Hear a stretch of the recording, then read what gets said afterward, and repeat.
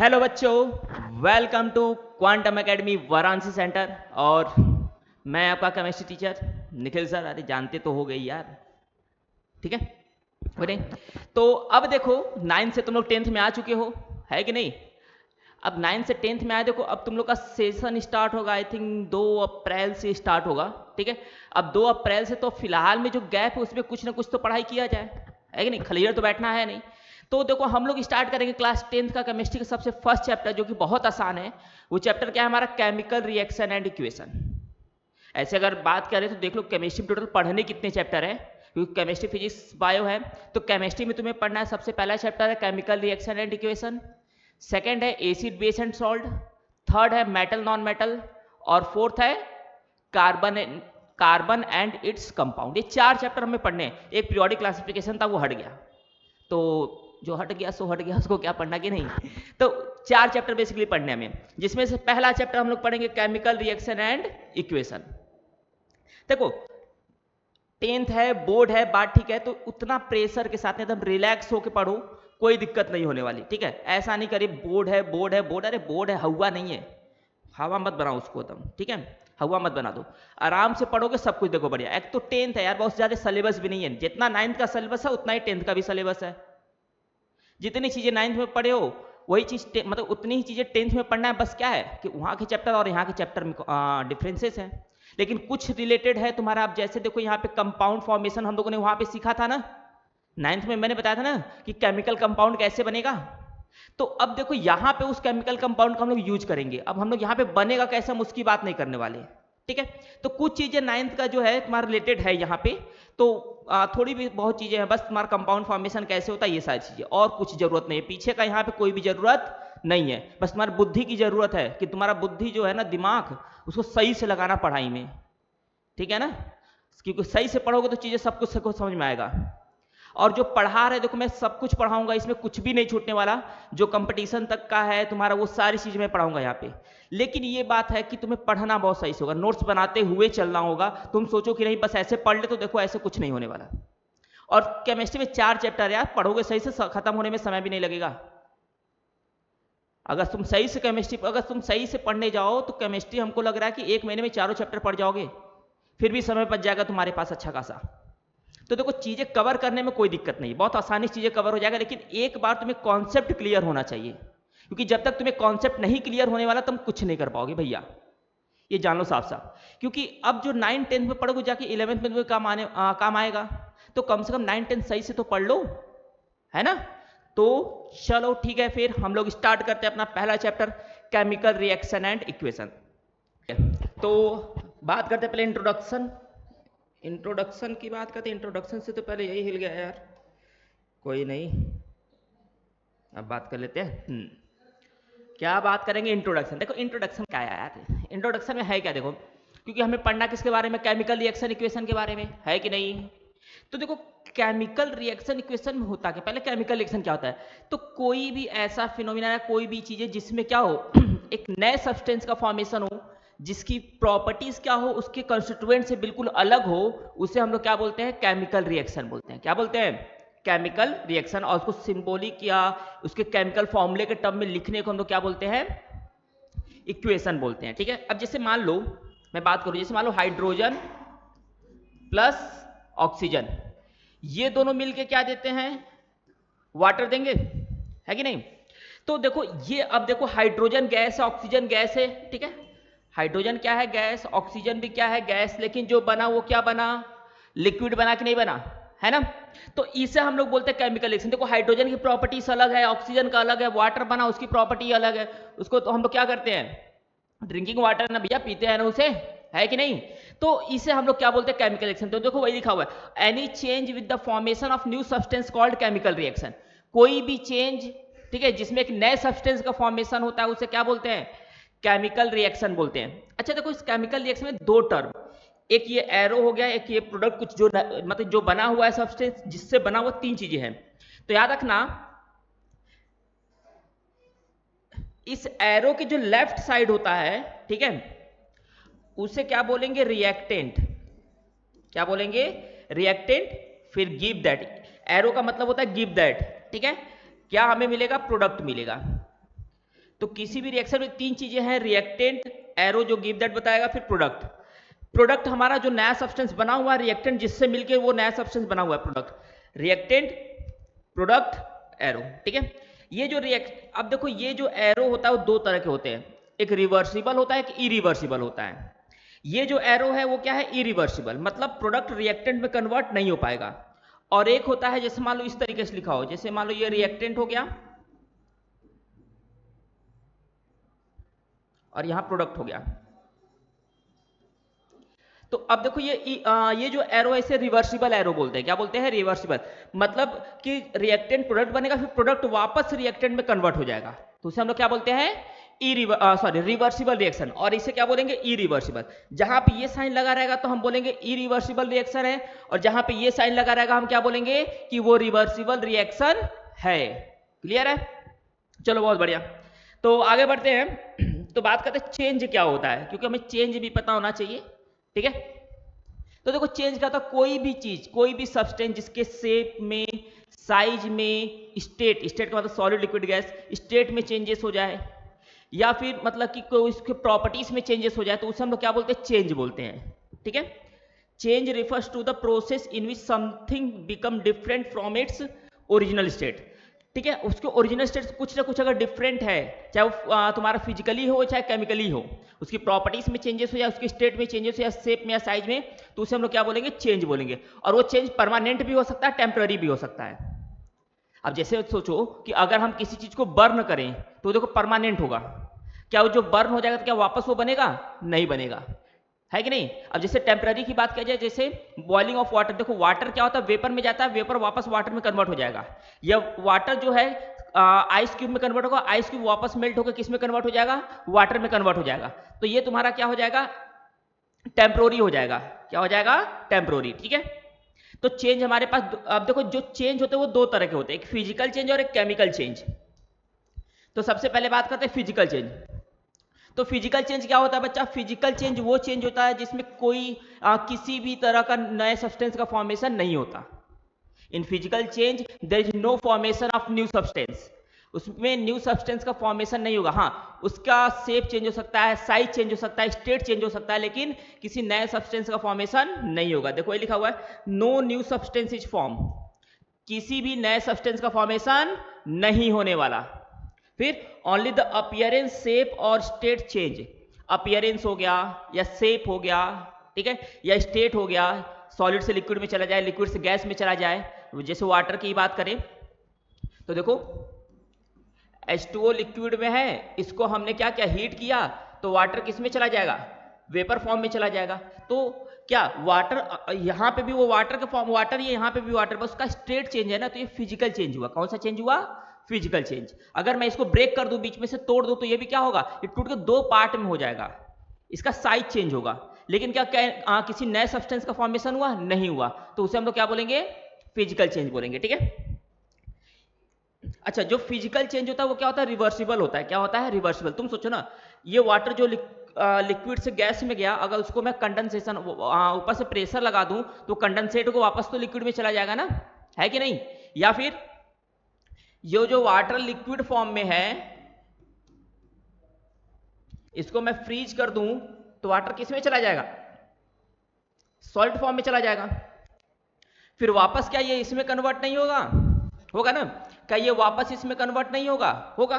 तो जो ये जो फिजिकल चेंज होता है वो क्या होता है, रिवर्सिबल होता है। क्या होता है, रिवर्सिबल। अभी पीछे बताया था ना मैंने, रिवर्सिबल और इरिवर्सिबल का साइन कैसा होता है, ठीक है। तो वो क्या है, रिवर्सिबल। देखो जैसे एग्जांपल में मेल्टिंग है, बॉइलिंग है, डिजॉल्विंग, ब्रेकिंग, कटिंग, ये सब कुछ भी है, ठीक है। तो ये सब आ जाएगा। चलो नेक्स्ट बात करते हैं। नेक्स्ट क्या है हमारे पास, केमिकल चेंज। क्या है बच्चा, केमिकल चेंज। देखो केमिकल चेंज क्या होता है, केमिकल चेंज में एक नए सब्सटेंस का फॉर्मेशन होता है, ठीक है। इन chemical change there is a formation of new substance having different physical and chemical properties, जिसकी फिजिकल और केमिकल प्रॉपर्टीज भी क्या हो जाता है, डिफरेंट हो जाए, उसे हम लोग क्या बोलते हैं, केमिकल चेंज बोलते हैं। क्या बोलते हैं, केमिकल चेंज। देखो ये लिखा हुआ है, अ new substance with different properties is form, एक नया सब्सटेंस बनेगा जिसकी प्रॉपर्टीज क्या होगा, डिफरेंट होगा, ठीक है। उसके बाद the change is usually irreversible, और जो चेंज होता है वो क्या होता है, इरिवर्सिबल होता है। क्या होगा, इरिवर्सिबल, ठीक है। जैसे मैंने अभी बताया बर्निंग कंबसन ऑफ वुड, अगर हम लकड़ी को जला दें, ठीक है, किसी चीज को बर्न करें, तो देखो अब वो जब बर्न हो जाएगा तो उसको मैं वापस रिवर्स नहीं कर सकता। अगर हम लकड़ी को जलाने के बाद क्या उसको वापस रिवर्स कर लेंगे? नहीं ना, वो तो CO2 और H2O के फॉर्म में क्या हो जाएगा, खत्म हो जाएगा, काम खत्म, उसका कहानी खत्म। तो उसे हम लोग क्या बोलेंगे, वो रिवर्सिबल नहीं है। तो केमिकल चेंज क्या होता है, इरिवर्सिबल होता है। बहुत सारे हैं जो कि रिवर्सिबल होते हैं, बट जनरली हम लेके चलेंगे कि केमिकल क्या होता है, जो केमिकल चेंज है वो इरिवर्सिबल होता है। अब तुम सोचो ना, तुम भी तो एक इरिवर्सिबल सब्सटेंस हो ना, इंसान भी क्या होता है कि इरिवर्सिबल होता है, जानते हो कैसे? अब तुम सोचो, जब तुम आज 1 साल के हो गए, मान लो अभी 1 साल के, क्या है तुम कितने साल के होगे, मान लो कि अभी 10 में हो, तो हमको लग रहा है कि कितने साल के होगे, 15-16 साल के तो हो, मान लो 16 साल के हो तुम, ठीक है। अब क्या तुम 16 साल से 15 साल में जा सकते हो कभी? 16 साल एज है तो तुम 15 साल तुम्हारा एज अब नहीं हो सकता, ये बढ़ता ही चला जाएगा, है कि नहीं? तो देखो क्या एक इरिवर्सिबल प्रोसेस है कि नहीं, है ना? तो वो चीज है। तो बेसिकली जो केमिकल चेंज होता है वो क्या होता है, इरिवर्सिबल होता है। क्या होता है, इरिवर्सिबल। बहुत सारे रिवर्सिबल है, बट हम जनरली मान के चल रहे हैं कि केमिकल चेंज अगर कोई पूछेगा तो हाँ इरिवर्सिबल होता है। अब उसमें कई सारे हैं तो वो तो अलग, हमें 11-12 में पढ़ना है, ठीक है। फिलहाल में अभी जो जानते हैं, जो जानना है वो जानते हैं। अब देखो केमिकल चेंज में क्या क्या हो सकता है, कलर में चेंजेस आ सकता है, गैस का फॉर्मेशन हो सकता है, हीट लाइट प्रोड्यूस होगा, ठीक है, प्रेसिपिटेट का फॉर्मेशन होगा। किसका फॉर्मेशन, प्रेसिपिटेट। देखो प्रेसिपिटेट का मतलब होता है ना बच्चा, इनसॉल्युबल प्रोडक्ट, मतलब कोई केमिकल रिएक्शन हुआ, वहां पे जो प्रोडक्ट बना ना वो सॉलिड फॉर्म में बन गया। किस फॉर्म में, सॉलिड फॉर्म में, जो कि वो डिजॉल्व नहीं हुआ, वो डिजॉल्व नहीं होगा, तो उसे हम लोग क्या बोलते हैं, प्रेसिपिटेट। इनसॉल्युबल प्रोडक्ट को हम लोग क्या बोलते हैं, प्रेसिपिटेट बोलते हैं, याद रखिएगा। प्रेसिपिटेट का मतलब इनसॉल्युबल प्रोडक्ट, ठीक है। इनसॉल्युबल प्रोडक्ट को हम लोग क्या बोलते हैं, प्रेसिपिटेट बोलते हैं। तो समझ में आ गया केमिकल चेंज क्या होता है, फिजिकल चेंज क्या होता है, पक्का? आगे बढ़ा जाए, अरे बोल भैया तुम लोग तो यार एकदम महान आत्मा हो। चलो आगे देखो। अच्छा देखो, which of the following is not a physical change, इसमें से कौन सा फिजिकल चेंज नहीं है? फिजिकल, अब देखो फिजिकल चेंज होने का मतलब कि वहां पे किसी भी न्यू सब्सटेंस का फॉर्मेशन नहीं होगा, और केमिकल चेंज में क्या होगा, बस याद रखना कि फिजिकल चेंज में किसी भी न्यू सब्सटेंस का फॉर्मेशन नहीं होगा, और केमिकल चेंज में एक न्यू सब्सटेंस का फॉर्मेशन होगा, ठीक है। तो देखते हैं फिजिकल चेंज कौन सा नहीं है। तो देखो, boiling of water to give water vapours, water को जब बॉयल करेंगे तो हमें क्या देगा, वाटर वेपर देगा, और फिर वापस इसको इसमें कन्वर्ट कर लेंगे, तो मतलब ये फिजिकल चेंज है। Melting of ice to give water, मतलब क्या हुआ, H2O सॉलिड फॉर्म में था, ये H2O लिक्विड फॉर्म में चला गया, मेल्टिंग। तो रिवर्सिबल तो है, मतलब क्या किसी नए सब्सटेंस का फॉर्मेशन हुआ, नहीं हुआ। वाटर अभी भी, वाटर अभी भी है। फिर dissolution of salt in water, water में सॉल्ट को डिजॉल्व, जैसे मान लो कि NaCl नमक है, टेबल सॉल्ट, जब वाटर में NaCl को डिजॉल्व कर लेंगे, फिर उसको देखो हम बाद में सेपरेट आउट भी तो कर लेंगे ना, वेपराइजेशन के थ्रू हम क्या करेंगे, उसको सेपरेट कर लेंगे। तो क्या वहां पे किसी नए सब्सटेंस का फॉर्मेशन हुआ, नहीं हुआ, तो वो भी क्या हो जाएगा, तुम्हारा फिजिकल चेंज में आएगा। इसके बाद है combustion of liquefied petroleum gas, LPG। Liquefied petroleum gas LPG को जब बर्न करते तो हमें क्या देता है, CO2 प्लस H2O देगा।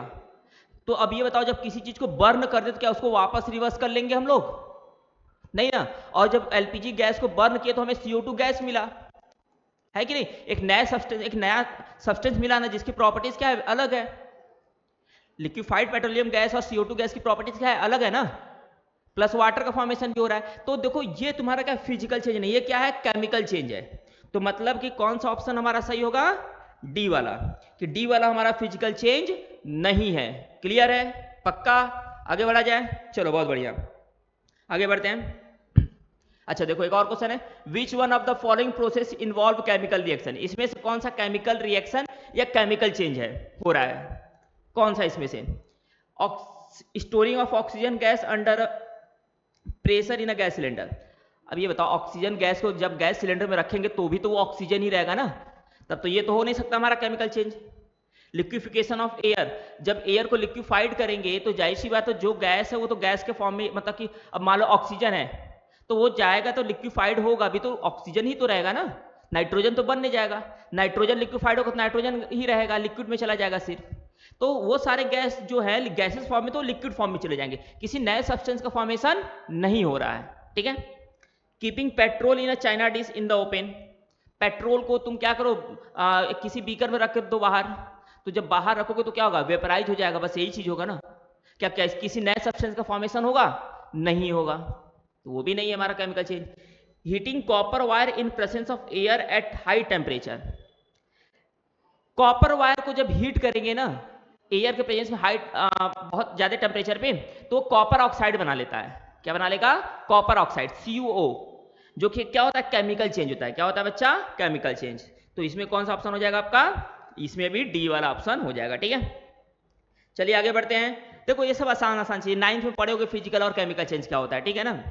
चलो आगे बढ़ो, अब देखो केमिकल रिएक्शन क्या होता है, तो केमिकल रिएक्शन क्या होता है बच्चा, a chemical reaction is a process in which one और मोर सब्सटेंस, ठीक है, जिसे हम लोग रिएक्टेंट बोलते हैं, ट्रांसफॉर्म इनटू न्यू सब्सटेंस, जो बनेगा उस प्रोडक्ट बोलते हैं, विथ डिफरेंट प्रॉपर्टीज, मतलब कि केमिकल रिएक्शन में क्या होगा, इन अ केमिकल रिएक्शन 2 और more reactant react together to form a new substance, ठीक है, हैविंग डिफरेंट प्रॉपर्टीज, एक नए सब्सटेंस का फॉर्मेशन करेगा जिसकी प्रॉपर्टीज क्या होगा, डिफरेंट होगा, ठीक है। एग्जाम्पल की बात कर लो तो जैसे मान लो C+O2, ये क्या देगा, CO2 गैस देगा,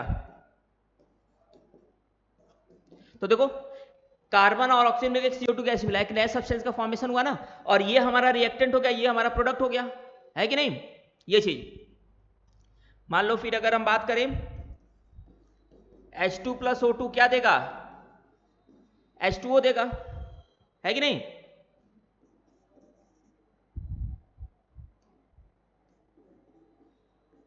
Na+Cl2 क्या देगा, NaCl देगा, तो ये हमारा क्या है, केमिकल रिएक्शन है, क्या है बच्चा, केमिकल रिएक्शन। इसमें होता क्या है, उसके बाद देखो this occur through the breaking and forming of chemical bond, इसमें क्या होता है, एक बॉन्ड टूटता है तो एक बॉन्ड बनता है, ठीक है, तो उससे हम लोग क्या बोलते हैं, केमिकल रिएक्शन बोलते हैं, ठीक है, ये चीज है। तो केमिकल रिएक्शन सिंपल से क्या होगा, सिंपली केमिकल रिएक्शन होगा कि the reaction in which formation of new substance take place, ठीक है, जिसमें क्या होगा, एक नए सब्सटेंस का फॉर्मेशन होगा। चलो आ जाओ आगे, व्हाट इज केमिकल इक्वेशन, देखो केमिकल रिएक्शन तो समझ में आया, केमिकल इक्वेशन क्या होता है, तो अब देखो जैसे कि हम बोले तो carbon plus oxygen give that carbon dioxide gas, ये तो हमारा रिएक्शन हुआ, इसको सिंबॉलिक फॉर्म में लिखे, जैसे मैंने देखो सिंबल में लिखा हुआ है ना, तो इसे हम लोग क्या बोलते हैं, केमिकल इक्वेशन बोलते हैं, तो देखो वही चीज लिखा हुआ है, symbolic representation of chemical reaction in term of symbols and formulas of reactants and the product which will give idea about true chemical change, ठीक है, मतलब इसमें क्या होता है कि किसी भी केमिकल रिएक्शन को उसके सिंबॉलिक या उसके फॉर्मूले के फॉर्म में रिप्रेजेंट करने के प्रोसेस को हम लोग क्या बोलते हैं, केमिकल इक्वेशन बोलते हैं। जैसे मैं बात करूं, ठीक है, जैसे मैं क्या बोल सकता हूं कि nitrogen plus hydrogen give that ammonia, nitrogen और हाइड्रोजन रिएक्ट करके एमोनिया दिए, तो ये देखो कि केमिकल रिएक्शन हुआ, ये केमिकल इक्वेशन नहीं है, केमिकल इक्वेशन क्या होगा, इसके सिंबॉलिक फॉर्म में रिप्रेजेंट करना, मतलब नाइट्रोजन का मतलब N2, हाइड्रोजन का मतलब H2 और एमोनिया क्या हो गया, NH3 हो गया, तो ये हमारा क्या हो गया, केमिकल इक्वेशन हो गया। केमिकल इक्वेशन में दो तरह के होते हैं, एक तुम्हारा तो स्केलेटन ऑफ रिएक्शन, ठीक है, और एक होता है बैलेंस रिएक्शन, तो ये तुम्हारा क्या हो गया, केमिकल इक्वेशन हो गया, ये बैलेंस नहीं है, भी बैलेंस क्या होता है, अनबैलेंस क्या, तो वो भी जानेंगे हम लोग, ठीक है। चलो समझ में आ गया ना कि केमिकल इक्वेशन क्या होता है। अच्छा, इसको और डिटेल में लिखने के लिए हम क्या करते हैं, इसका स्टेट रिप्रेजेंट कर देंगे कि नाइट्रोजन, हाँ नाइट्रोजन गैस में था, हाइड्रोजन गैस में भी था, और जो एमोनिया बना वो लिक्विड में बना, ठीक है, तो ये और डिटेल में रिएक्शन हो जाता है, ठीक है, जिसे हम लोग क्या बोलते हैं, एब्रीवेशन बोलते हैं, ठीक है, जो हम लोग स्टेट चेंज रिप्रेजेंट करते हैं उसे क्या बोलते हैं, एब्रीवेशन बोलते हैं।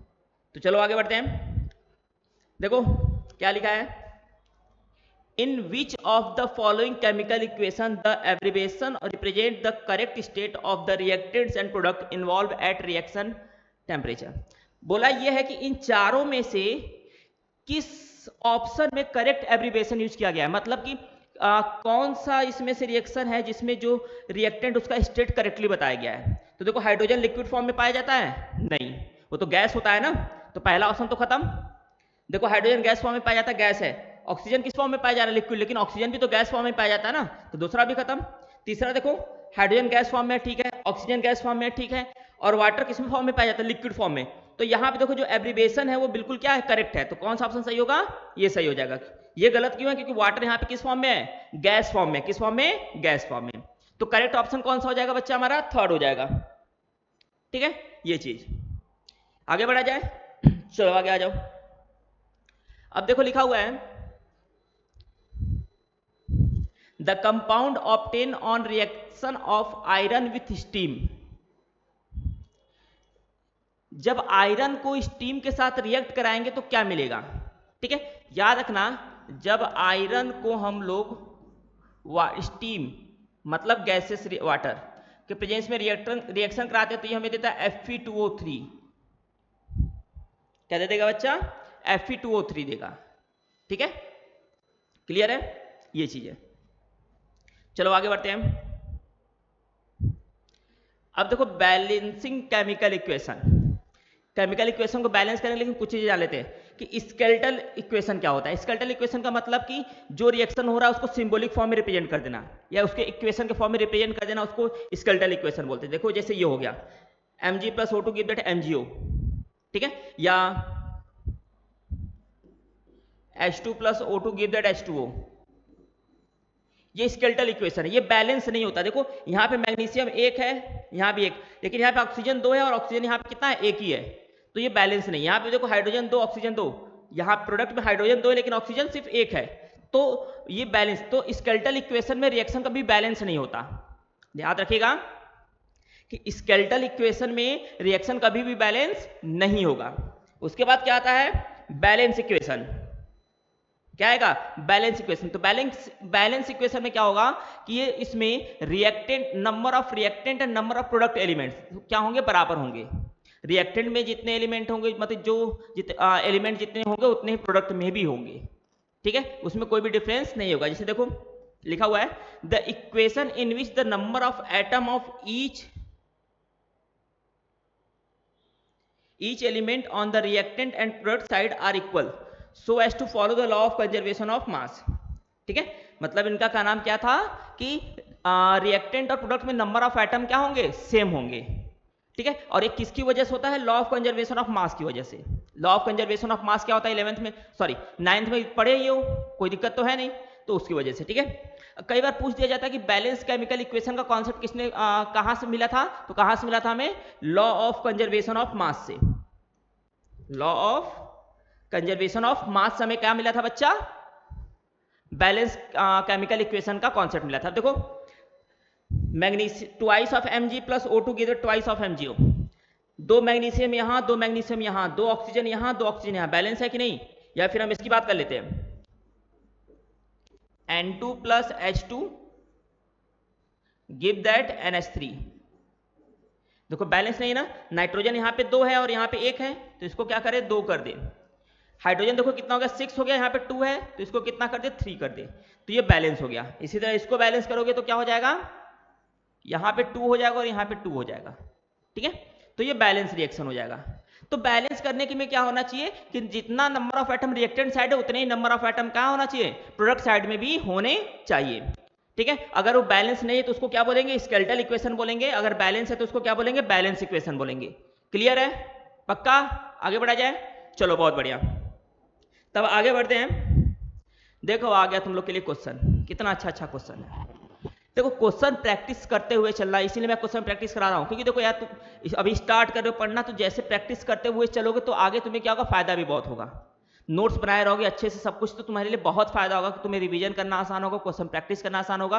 क्योंकि मान के मैं चलो तो देखो तुम लोग का खत्म होने में बहुत ज्यादा समय नहीं, ये तुम्हारा मैं बताऊंगा, सही बताऊं तो हमको लग रहा है कि तुम्हारा समर वेकेशन के बाद अगस्त तक पूरा केमिस्ट्री के सारे चैप्टर्स अपलोड हो जाएंगे। तो बहुत दिक्कत वाली बात तो नहीं है, देखो बहुत आसानी से तुम्हारा सिलेबस कंप्लीट हो जाएगा, लेकिन उसको पढ़ना बहुत ध्यान से है तुम्हें, क्योंकि देखो 10th ठीक है कि मतलब कि बोर्ड है, ये भी बात ठीक है, आसान है ठीक है, लेकिन हल्के में मत लेना बच्चा, हल्के में मत ले लेना, ठीक है ना। ठीक है, 9 तुम्हारा स्कूल मतलब कैंपस में पेपर हुआ, क्योंकि जब बोर्ड का पेपर देने जाओगे ना, तो बोर्ड के पेपर में प्रेशर अलग होता है, सब कुछ अलग होता है, तो लास्ट टाइम में न पढ़ने से अच्छा तुम अभी से पढ़ो ना यार, है कि नहीं। लास्ट टाइम में क्या मतलब है, लास्ट टाइम में प्रेशर कुकर की तरफ पढ़ते रहोगे, इसी अभी से धीरे धीरे थोड़ा थोड़ा थोड़ा पढ़ते हैं यार। तुम दिन में अगर हमको हम तो कह रहे कि अगर दिन में 2 घंटे भी तुम पढ़ लिए खुद से बैठ के, अगर तुमने 2 घंटे भी दिन में पढ़ा, तो मैं सही बता रहा हूं कि तुम्हें लास्ट समय तक कोई दिक्कत ही नहीं होने वाला, बोर्ड में तो कोई दिक्कत नहीं होगा तुम्हें, एकदम भी नहीं, मैं गारंटी के साथ कर रहा हूं। लेकिन हाँ, कम से कम रूटीन बनाओ कि हाँ डेली 2 घंटे। अब डेली का मतलब ये नहीं कि 365 दिन में 365 नहीं, डेली का मतलब ये हो गया कि हफ्ते में 7 दिन है, तो कम से कम 5 दिन तो पढ़ो, क्योंकि भगवान नहीं कि तुम 7 दिन पढ़ लोगे, हफ्ते में 7 दिन है तो कम से कम उसमें 5 दिन तो तुम पढ़ो, ठीक है। महीने के 20 दिन 22 दिन तुम पढ़ो, महीने के 30 दिन नहीं तुम्हें पढ़ने, 28 दिन नहीं पढ़ने हैं तुम्हें, कम से कम एक मंथ में 20 दिन पढ़ने, 2-2 घंटे तुम पढ़ो, देखो आराम से हो जाएगा एकदम यार, हंसते खेलते हो जाएगा एकदम आसानी से, इसमें महारत हासिल कर लोगे अगर ऐसे पढ़। इसमें क्या, अगर तुम इस तरीके से पढ़ लिए ना, जैसे मैं बता रहा हूँ ऐसे पढ़ लिए ना, मैं सही बताऊं फिर कोई दिक्कत ही नहीं होने वाला तुम्हें, एकदम आराम से चैन से जिंदगी बिताओगे ठीक है। चलो चैन से बिताने की जगह आ जाओ इधर। देखो अब ये जो बैलेंसिंग है ना, बोर्ड में बात करें चाहे तुम्हारे जो भी पेपर होगा, उसमें क्वेश्चन या तो 1 नंबर में पूछेगा या तो 2 नंबर में पूछेगा, ज्यादातर 1 नंबर में ही पूछता है, ठीक है। तो अब बैलेंस देखो, मैं दोनों तरीका बता दे रहा हूं कि बैलेंस करने के लिए होता क्या है कि पहले हम टेबल बनाते हैं, रिएक्टेंट, प्रोडक्ट, सिंबल, मतलब एलिमेंट कौन कौन से हैं, रिएक्टेंट में क्या है कितनी बार है, प्रोडक्ट में कितने टाइम से। तो सिंबल में पहले देखो क्या है, याद रखना बैलेंसिंग करते समय दिमाग कान खोल के सुन लो, एकदम दिमाग में बैठा लेना, बैलेंसिंग करते समय सबसे पहले, बहुत इंपॉर्टेंट है,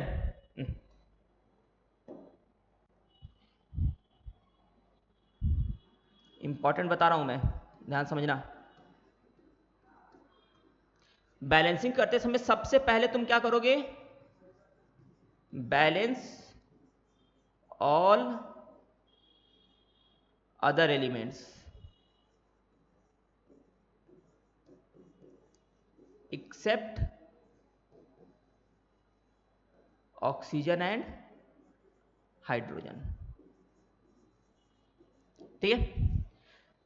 बैलेंसिंग करते समय क्या करोगे, सबसे पहले जितने भी अदर एलिमेंट है ना, उन सबको बैलेंस करोगे जो कंबाइंड फॉर्म में है, ठीक है। Balance all other element except oxygen and hydrogen, oxygen hydrogen को छोड़कर सारे एलिमेंट को बैलेंस करो।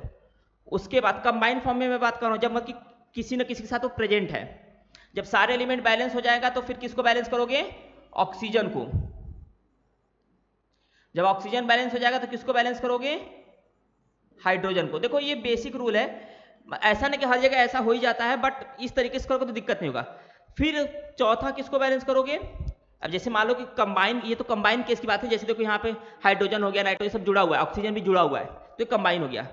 चौथा मतलब जो आइसोलेटेड होगा, आइसोलेटेड एटम, आइसोलेटेड का मतलब जो अकेला होगा, जैसे तुम अकेले हो बिल्कुल जीवन में अपने, ठीक है। तो जैसे मान लो कि आइसोलेटेड का मतलब जो अकेला बिल्कुल रहेगा उसको, जैसे मान लो कि हाइड्रोजन है प्लस ऑक्सीजन तो H2O, तो ये दोनों देखो आइसोलेटेड है, किसी के साथ जुड़े नहीं है ना, तो उसे आइसोलेटेड बोलते हैं, ठीक है। तो उस तरीके से बैलेंस करेंगे हम लोग, ठीक है। चलो देखो, तो हमारे पास सबसे पहले क्या है, हाइड्रोजन ऑक्सीजन को बिल्कुल लास्ट में लिखो करेंगे हम लोग, तो नाइट्रोजन, फिर क्या है कैल्शियम, फिर क्या है ऑक्सीजन, फिर क्या है हाइड्रोजन। मैं देखो यहां पे समझा दे रहा हूं अच्छे से, फिर आगे बना लेना, ठीक है। अब देखो रिएक्टेंट साइड में नाइट्रोजन कितना है, यहां पे 1, प्रोडक्ट साइड में देखो कहां पे नाइट्रोजन, यहां पे NO3 का होल ट्वाइस है, मतलब ये 2 जब एंट्री करेगा तो नाइट्रोजन कितनी बार हो जाएगा, 2 बार हो जाएगा, ठीक है।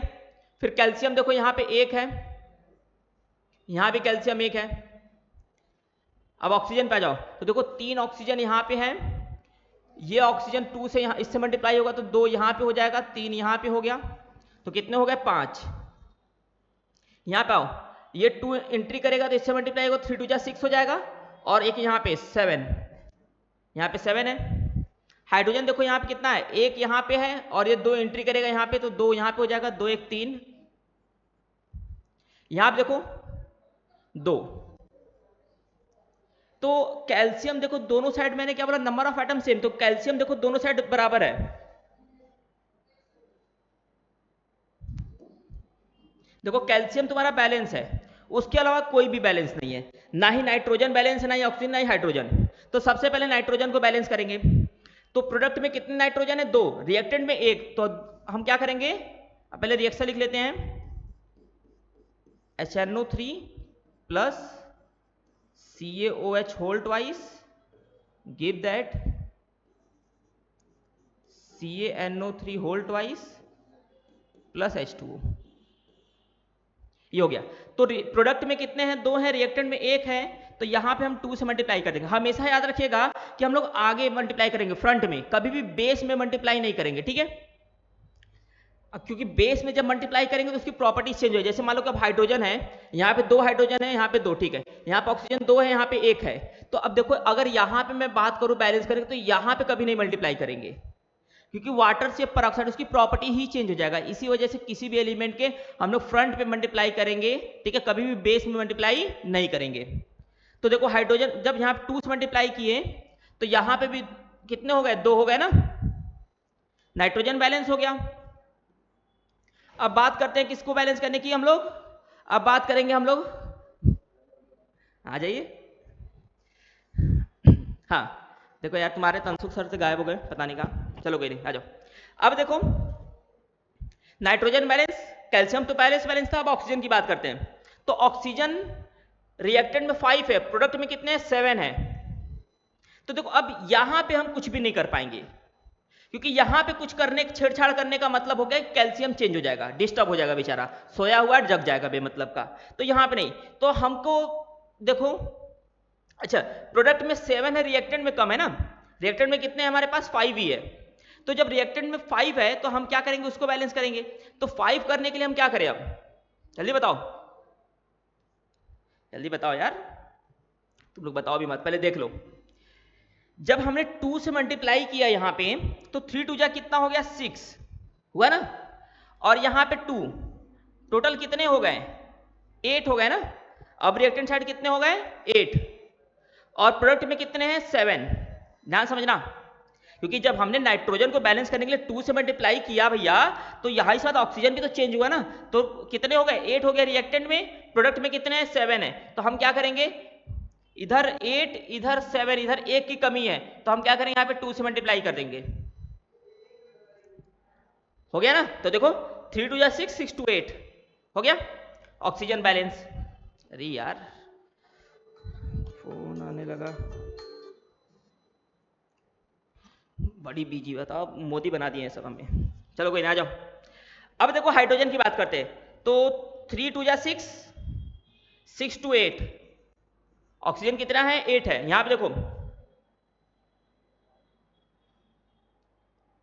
3 2 जा 6 2 8, ठीक है, यहां पे 2 2 जा 4 है, कितना है, 4। तो अब देखो ऑक्सीजन तो तुम्हारा डिसबैलेंस हो गया, और सब बैलेंस है ना, देख लो, तो यहाँ पे 6 2 8 हो गया, ठीक है। अरे यार हम भी क्या कर रहे हैं, 8 नहीं है, एक बार ध्यान से देखो, 2 है ना, ये मैंने इसका मल्टीप्लाई कर दिया। हाइड्रोजन कितने हैं, 2 यहाँ पे हैं, 2 यहाँ पे, मतलब हाइड्रोजन टोटल कितने हाइड्रोजन है, 4 है। यहाँ पे देखो 2 2 4 है कि नहीं, तो ये तुम्हारा क्या हो गया, बैलेंस हो गया, ठीक है। तो इस तरीके से तुम्हारा क्या होगा, केमिकल रिएक्शन बैलेंस होगा, क्लियर है ना, ठीक।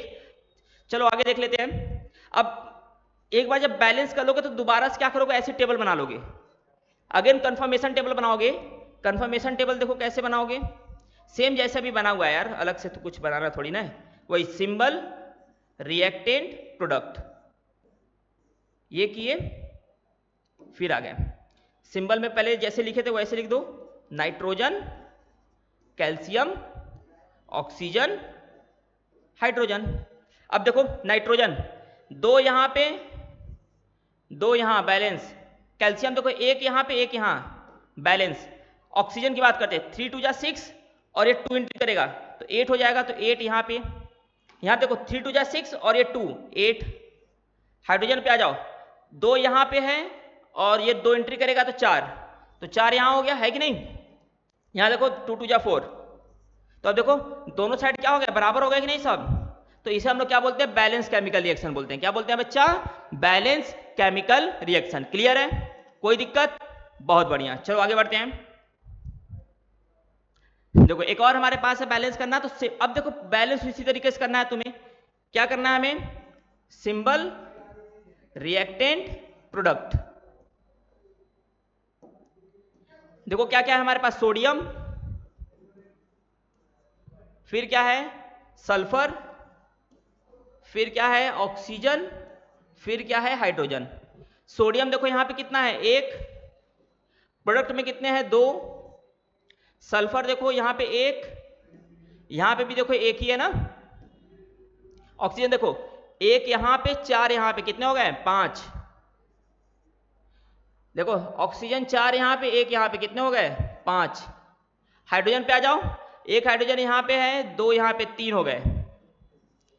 यहाँ पे आ जाओ, कितने हाइड्रोजन है, 2 है। तो अब देखा जाए अगर, तो हमारा ऑक्सीजन बैलेंस है, सल्फर बैलेंस है, सोडियम और हाइड्रोजन बचा हुआ है। तो सबसे पहले सोडियम को बैलेंस करेंगे। तो पहले रिएक्शन लिखेंगे, NaOH plus H2SO4, sulphuric acid, ये सोडियम हाइड्रोक्साइड, ये सल्फ्यूरिक एसिड। तो हमें क्या मिलेगा, sodium sulphate Na2SO4 plus H2O। Sodium देखो यहाँ पे 2 है, प्रोडक्ट में, रिएक्टेंट में 1 है, तो अब यहाँ से 2 से मल्टीप्लाई कर दें, क्योंकि देखो ऐड तो नहीं कर सकते, सिर्फ मल्टीप्लाई कर सकते हैं। तो जितना चाहिए उससे जस्ट एक बढ़ा के मल्टीप्लाई कर देंगे, ठीक है, जैसा सिचुएशन रहेगा उस हिसाब से। तो सोडियम बैलेंस हो गया, ठीक है। अब सोडियम बैलेंस होने के बाद देखो हमें क्या बैलेंस करना है, सल्फर पहले से ही बैलेंस है, सल्फर के साथ हमने कुछ किया भी नहीं, देखो छेड़छाड़। तो सोडियम तो बैलेंस कर दिया हमने 2 से मल्टीप्लाई करके, लेकिन जैसे 2 से मल्टीप्लाई किए तो यहाँ पे कितने ऑक्सीजन हो गए, 2 ऑक्सीजन यहाँ पे हो गए, 4 यहाँ पे हो गए, टोटल मिला के कितने हो गए, 6। टोटल मिला के कितने हो गए, 6। और यहाँ पे देखो कितने हैं, 4 1 5। प्रोडक्ट रिएक्टेंट में कितने ऑक्सीजन, 6 हो गए, प्रोडक्ट में कितने हैं, 5 है, एक की ही तो कमी है ना। तो हम क्या करें, यहाँ पे 2 से मल्टीप्लाई कर दें, क्या कर दें, 2 से मल्टीप्लाई कर दें। अब देखो जब 2 से मल्टीप्लाई किए तो हुआ क्या, अब देखो, अब ऑक्सीजन 2 यहाँ पे हो गए, 4 यहाँ पे, 6, ठीक है, 4 यहाँ पे, 2 यहाँ पे, कितने हो गए, 6 हुए ना। तो देखो इधर भी बैलेंस, इधर भी बैलेंस। अब लास्ट हमारे पास क्या बचा, लास्ट हमारे पास बचा हुआ है हाइड्रोजन। क्या बचा हुआ है, हाइड्रोजन। तो हाइड्रोजन की बात करते हैं, देखो आ जाओ, 2 हाइड्रोजन यहाँ पे, 2 यहाँ पे, कितने हुए, 4। देखो 2 दूना 4, बैलेंस हो गया ना। तो इस तरीके से तुम्हें क्या करना है, रिएक्शन को बैलेंस करना है, ठीक है। इसमें कोई ज्यादा दिक्कत नहीं है, कोई दिक्कत परेशानी। अब तुम चाहो, देखो 2 नंबर में रहेगा तो क्या करो, फिर एक को जैसे ये बनाए हुए हो, एक यहाँ पे कंफर्मेशन टेबल बनाओगे, ये बिफोर बैलेंस है, फिर आफ्टर बैलेंस वाला बनाओगे, काम खत्म, 2 नंबर तैयार हो गया तुम्हारा, है ना, ठीक है। चलो आ जाओ आगे, नेक्स्ट क्वेश्चन बढ़ा जाए। चलो नेक्स्ट क्वेश्चन पे बढ़ते हैं। तो नेक्स्ट है, देखो बैलेंसिंग करना ही है। चलो इसको तुम लोग ट्राई करो, पहले जल्दी से वीडियो स्टॉप करो, ट्राई करो, ठीक है। अब देखो मैं टेबल नहीं बना रहा हूं, मैं डायरेक्ट बैलेंस कर रहा हूं, बस समझो तुम लोग। देखो बैरियम एक यहां पे है, एक यहां पे, बैलेंस है, कोई दिक्कत नहीं। मैं रिएक्शन लिख दूं पहले यहां पे, फिर बैलेंस कर चलूंगा। तो barium chloride plus sulphuric acid, तो हमें क्या दिया, बैरियम सल्फेट प्लस HCl, ठीक है। चलो अब देखो, तो देखो बैरियम यहां पे एक, यहां भी बैलेंस है, कोई दिक्कत तो है, इसको बैलेंस नहीं करना, खत्म काम। फिर सल्फर देखो, एक सल्फर यहां पे, एक सल्फर यहां पे, वो भी बैलेंस है।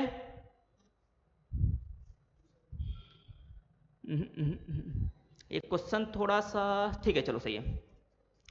तो सल्फर भी बैलेंस हो गया, कोई दिक्कत, ठीक। अब उसके बाद बात करेंगे हम लोग ऑक्सीजन का, सॉरी क्लोरीन। देखो क्लोरीन यहाँ पे 2 है और यहाँ पे क्लोरीन कितना है, 1 है, तो यहाँ पे भी तो 2 होना चाहिए ना, तो हम क्या करेंगे यहाँ पे 2 से मल्टीप्लाई कर दें, क्लोरीन बैलेंस हो गया। ऑक्सीजन की बात करते हैं, तो देखो 4 ऑक्सीजन यहाँ पे है, 4 यहाँ पे है, मतलब रिएक्टेंट में भी 4, प्रोडक्ट में भी 4। देखो यहाँ पे भी 4, यहाँ पे भी 4, बैलेंस है, कोई दिक्कत नहीं। फिर क्या हमारे पास बचा, हाइड्रोजन। देखो 2 हाइड्रोजन यहाँ पे है, ठीक है, 2 यहाँ पे और 2 हमने मल्टीप्लाई किया तो 2 यहाँ पे, तो हाइड्रोजन भी बैलेंस हो गया। तो ये भी तुम्हारा क्या हो गया, रिएक्शन बैलेंस। देखो बैलेंसिंग बहुत दिक्कत नहीं है मेरे बच्चे, बैलेंसिंग आसान है, बैलेंस आसान बहुत आराम से हो भी जाएगा, उसमें ज़्यादा टेंशन नहीं लेना है तुम्हें, ठीक है। आगे बढ़ा जाए, चलो आगे बढ़ते हैं। Characteristics of chemical reaction. Characteristics का मतलब ये ना बच्चा कि अगर कोई केमिकल रिएक्शन हो रहा है तो हमें पता तो चलना चाहिए ना, है कि नहीं। अगर अब हमें पता कैसे चलेगा कि कोई केमिकल रिएक्शन हो रहा है या नहीं हो रहा है, ठीक है। तो हमें ऐसा क्या होगा जिससे कि हमें पता चलेगा केमिकल रिएक्शन वहां पे हो रहा है, तो ये सारी चीजें हैं, ये 4 चीजें। अगर इन 4 में से कोई भी एक चीज तुम्हें वहां पे ऑब्जर्व हो रहा है, इसका मतलब वहां पे क्या हो रहा है, केमिकल रिएक्शन हो रहा है। जिसमें क्या है, इवोल्यूशन ऑफ गैस है, फॉर्मेशन ऑफ प्रेसिपिटेट है, चेंज इन कलर है, चेंज इन टेम्परेचर है और change in state. Gas evolve होने लगे, या प्रेसिपिटेट का मतलब इनसॉल्युबल कुछ बन जाए, 2 लिक्विड रिएक्ट करें और कोई एक सॉलिड चीज बन जाए जो कि इनसॉल्युबल हो, वो हो गया। कलर में चेंजेस आ जाए, टेम्परेचर में चेंजेस आ जाए, स्टेट में चेंजेस आ जाए, तो ये सब अगर कुछ भी हो रहा है इसमें से, तो इसका मतलब कि आपका वहां पे क्या हो रहा है, केमिकल रिएक्शन हो रहा है, ठीक है। एक एक करके हम बात करते हैं इस पे। तो सबसे पहला है इवोल्यूशन ऑफ गैस, ठीक है। अगर कोई मतलब कि अगर कहीं पे भी गैस का फॉर्मेशन हो रहा है, इसका मतलब वहां पे क्या हो रहा है, केमिकल रिएक्शन हो रहा है, ठीक है। जैसे देखो vinegar plus baking soda react होगा तो कार्बन डाइऑक्साइड गैस बाहर निकलेगा, ठीक है। या किसी भी एसिड को मेटल्स रिएक्शन कराते तो हाइड्रोजन गैस बाहर निकलता है। जैसे मान लो इसका रिएक्शन लिखूं तो विनेगर बेसिकली हमारा एसिटिक एसिड होता है, COOH। बेकिंग सोडा क्या होता है हमारा, सोडियम हाइड्रोजन कार्बोनेट, NaHCO3। जब एक एसिड कार्बोनेट से रिएक्शन करता है तो हमें मिलेगा क्या, sodium acetate CH3CONa plus CO2, ठीक है, प्लस H2O, ये आपका होता है। तो यह देखो ये क्या है, CO2 गैस जो कि क्या होगा, बाहर निकल जाएगा, ठीक है। तो अब देखो जैसे जो कोल्ड ड्रिंक होता है, जब खोलते हो तुम तो फिच से आवाज करके बबल्स बाहर निकलते हैं ना, वो कौन सा गैस बाहर निकलता है, CO2 गैस बाहर निकलता है। कौन सा गैस, CO2 गैस, ठीक है। या किसी भी चीज को बर्न करोगे तो कार्बन डाइऑक्साइड गैस देगा ना, गैस बाहर निकला ना, तो क्या हो गया हमारा, इवोल्यूशन ऑफ गैस, मतलब वहां पे केमिकल रिएक्शन हो रहा है, ठीक है। आगे बढ़ा जाए। चेंज इन कलर, अगर कलर में चेंजेस आ जाए, ठीक है। अब जैसे देखो यहाँ पे लिखा हुआ है कि रस्टिंग ऑफ आयरन। देखो बेसिकली जब आयरन की बात किया जाए तो आयरन कैसा होता है, ग्रे कलर में होता है। अगर आयरन, कोई भी आयरन का मेटल देखो तो क्या होता है, ग्रे होता है ना। लेकिन जब उसका रस्टिंग होता है तो क्या होता है उसके ऊपर, जब जंग लग जाता है देखो ब्राउन कलर आ जाता है, रेडिश ब्राउन कलर, ठीक है। इसका मतलब वहां पे कलर में चेंजेस हुआ, तो इसका मतलब वहां पे क्या हो रहा है, केमिकल रिएक्शन हो रहा है, ठीक है। अगर रस्टिंग ऑफ आयरन का एग्जाम्पल वो बात किया जाए, रिएक्शन क्या होता है, Fe plus H2O, X molecule लेते हैं या N मॉलिक्यूल, NH2O, मतलब N बहुत, जैसे वाटर मॉलिक्यूल तो थोड़ा बहुत तो रहेगा नहीं वहां पे, तो हमें क्या देगा, Fe2O3 डॉट NH2O, ये रस्टिंग ऑफ आयरन का फॉर्मूला हो जाएगा, ठीक है। ये चीज ऑक्सीजन के प्रेजेंस में होता है, मॉइस्चर और ऑक्सीजन दोनों रहते हैं, ठीक है ना। ये हो गया expose to air and moisture, air और मॉइस्चर के पास प्रेजेंस में रहेगा तो देखो रेडिश ब्राउन, ये जो बनता है ये रेडिश ब्राउन रहता है, कैसा रहता है, रेडिश ब्राउन। ऑक्सीजन के प्रेजेंस में भी होता है, इसको याद रखना, ठीक है, लिखे नहीं है वहां पे बस। नेक्स्ट आ जाओ, फॉर्मेशन ऑफ प्रेसिपिटेट। प्रेसिपिटेट का मतलब इनसॉल्युबल प्रोडक्ट, देखो लिखा होगा अ सॉलिड प्रेसिपिटेट, मतलब form when two liquid react, जब 2 लिक्विड रिएक्ट करेगा या 2 रिएक्टेंट रिएक्ट करेंगे तो एक इनसॉल्युबल प्रोडक्ट बनता है, उसे हम लोग क्या बोलते हैं, प्रेसिपिटेट बोलते हैं। प्रेसिपिटेट का मतलब समझ लेना, इनसॉल्युबल प्रोडक्ट, इनसॉल्युबल प्रोडक्ट, ठीक है। ये चीज जैसे देखो बोला क्या कि silver nitrate AgNO3 whole twice, silver nitrate को जब हम सोडियम क्लोराइड से रिएक्शन कराते हैं ना तो हमें क्या मिलता है, सिल्वर क्लोराइड AgCl, ठीक है, प्लस सोडियम नाइट्रेट NaNO3, ये मिलता है। तो ये अब देखो ये क्या होता है, व्हाइट पाउडर होता है। कैसा होता है, व्हाइट पाउडर, जो कि प्रेसिपिटेट फॉर्म में, प्रेसिपिटेट को पीपीटी लिखते हैं हम लोग, क्या लिखते हैं, पीपीटी, AgCl, ठीक है। इसका कलर व्हाइट कलर को, व्हाइट पाउडर होता है तुम्हारा, ठीक है। अच्छा ये रिएक्शन हो गया, इसको तुम लोग बैलेंस करो, अभी बताया ना बैलेंसिंग, तो बैलेंस भी इसको बैलेंस कर लो, ठीक है। और मैं आगे बढ़ रहा हूं, तो आगे है चेंज इन टेम्परेचर। कोई भी चीज जहां पे टेम्परेचर चेंज हो, जैसे देखो अब जब हम बर्न करते हैं किसी चीज को, तो वहां पे क्या होता है, हीट बाहर निकलता है ना। या तुम, मैं अगर बेसिक बताऊं तुम्हें, जैसे अब बेसिक तो ये भी है, या तुम जो डिटर्जेंट पाउडर होता है जो हम लोग क्लॉथ यूज क्लीन करने के लिए यूज करते हैं, उस डिटर्जेंट पाउडर को तुम अपने हाथ पे लो और ड्रॉप वाइज उस पर वाटर गिराओ, तो देखो वो क्या होता है, वहां पे एरिया जो होता है धीरे धीरे हीट तुम्हें प्रोड्यूस फील होगा।